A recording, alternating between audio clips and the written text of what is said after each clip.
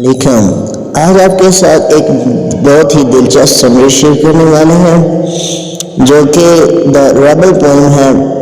اس میں شاعر نے ایک ایسے آدمی کو پسند کیا جو کہ بالکل لوگوں کے اپوزٹ کام کرتا ہے، بالکل لوگوں کے، یعنی اگر لوگ سردی میں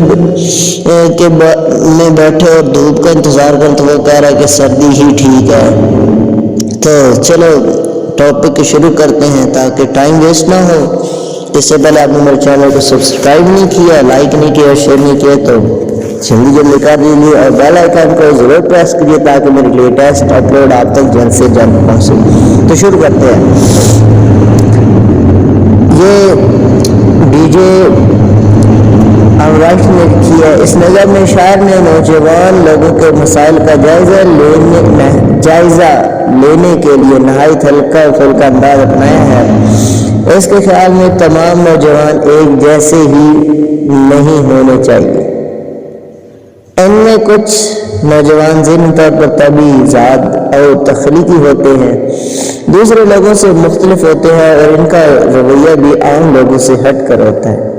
عام لوگ ایسے نوجوانوں کو نفرت کی نگاہ سے دیکھتے ہیں، لیکن شاعر کے خیال میں ایسے لوگ معاشرے کو نئی سمتوں سے متعارف کراتے ہیں اور وہ معاشرے کی یکسانیت کو ختم کرتے ہیں۔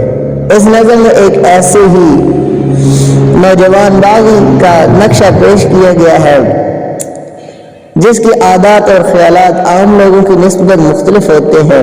عام لوگ جب لمبے لمبے بال رکھتے ہیں تو یہ نوجوان چھوٹے بال رکھتا ہے۔